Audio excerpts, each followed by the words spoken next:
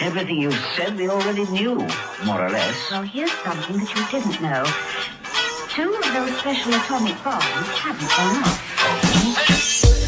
off.